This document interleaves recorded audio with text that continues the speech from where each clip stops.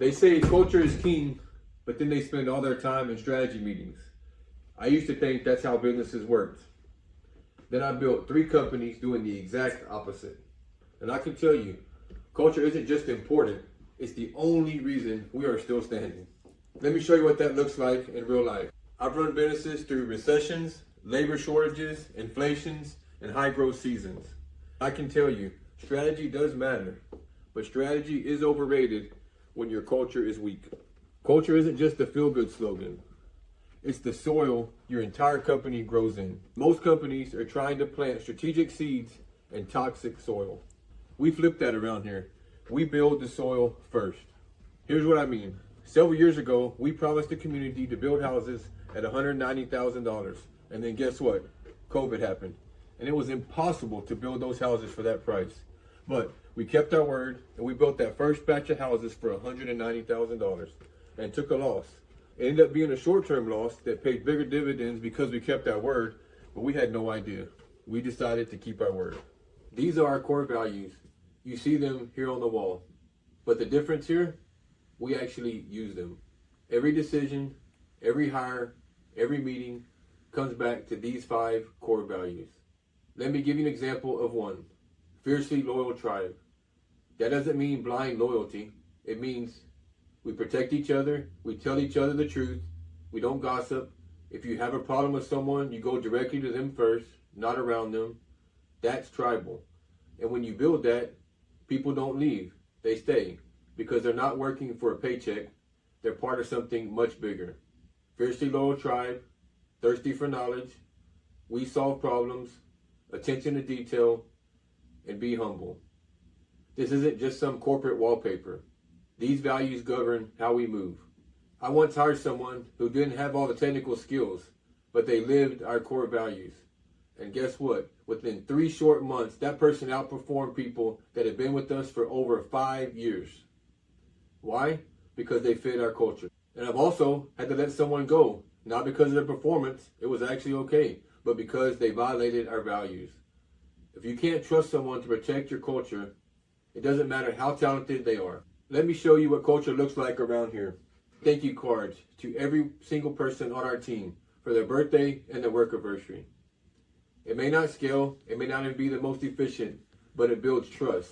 It creates connection. It says, I see you. We don't do this to feel good. We do this because it works. Our retention is higher than industry average. In our 17 plus years, I can think of 5 engineers that we have not retained. And a couple of those, we had to help out the door, if you know what I mean. That's not just luck, that's culture. Every person we don't have to replace and retain, that's hundreds of thousands saved. But more than that, it stays right here in-house. We even get referrals from former employees. We don't need endless meetings because every person knows how we make decisions. No mummy stepping around here. You know what that means, mummy stepping. It's when people move slow and awkward because they're scared. They're scared of making the wrong call, the wrong decision. Scared of getting blamed. That doesn't happen around here. If a decision matches our core values, people move fast, confident, without waiting for permission. That's the speed advantage culture gives you. If a decision matches our core values, people move. If it doesn't, we don't. There's one phrase we say often around here. Relationship first and business follows. I'll give you an example. We had an employee that went through a personal tragedy. We told that person, go home and be with your family. Paid indefinitely. It ended up being months. That person came back different. More energy, more loyalty, more ownership. Those months off cost us tens of thousands of dollars, but it didn't matter at all. Never was it a discussion with our leadership team to keep doing it or not. That's what relationship first actually means. Most people try to lead teams with tasks. We lead through trust. Because when people feel seen, they bring their very best. If we can help someone be a better spouse and a better parent, there's no way they can't be a better employee. The inverse is not necessarily true. It's not just skill, it is personal growth that matters. You want to build something that lasts? Build your people. Here's the truth.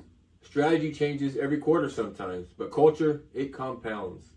And when culture is clear, strategy gets executed faster, with less drama and more ownership.